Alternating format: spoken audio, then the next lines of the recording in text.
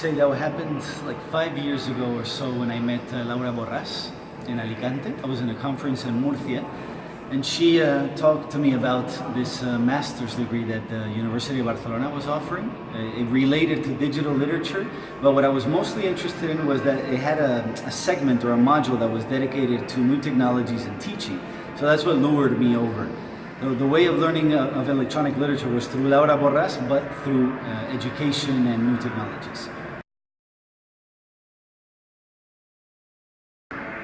I define my work as a conclusion of everything that I've studied throughout my years. I'm obsessed with education, obsessed with technology, and even storytelling. So we really thought of, me and the other collaborators of the project, thought of how we could combine all these things together in this project.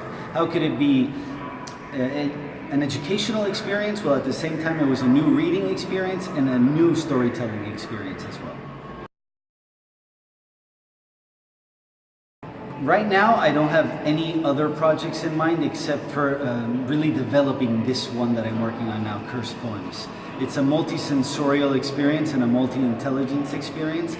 So the new games that we have to develop are very exciting, and I wish I could finish those. So that would really be my new project, was to develop this one, to finish it. I think the future of electronic literature is already here. It belongs to movies, it belongs to video games, it belongs to a combination of sorts. But somehow the literarians, or these very conservative literarians, want to keep creating their own versions of electronic literature that are more based on literature itself and less based on the interaction and the fun and the gaming. Even though we're experiencing and experimenting with other elements, my answer would be that electronic literature is already, the future of electronic literature is already here. Now it's up to us to accept it or not. Absolutely. The major difficulty was distance. The other two collaborators worked in Paris. I worked in Valencia, Spain, so of course traveling back and forth was impossible.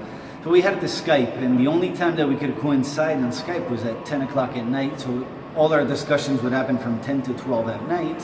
I had to usually develop the ideas on my own and somehow pass them over. We first started with screenshots and pictures, but eventually it became too complicated, so I had to record myself explaining in a board how the games would work, send it over to both of them, and they would have to give me back their feedback, analyze the mistakes. So really distance was the major issue, especially because it delayed everything else. I'm pretty sure that if we could have worked together for a matter of maybe 2-3 months, we would have gotten the project done in 2-3 months instead of a year and 2 months that it took to do it long distance. So that was, I would say that that's the biggest challenge.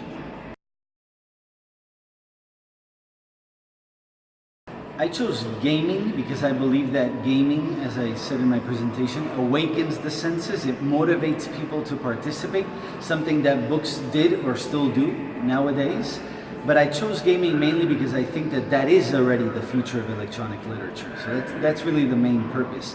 And the relation between electronic literature and gaming, I think it is necessary. There needs to be a relation. If we want to transpose, or if we want to remediate the written word into the digital screen, we need to create an element of interaction.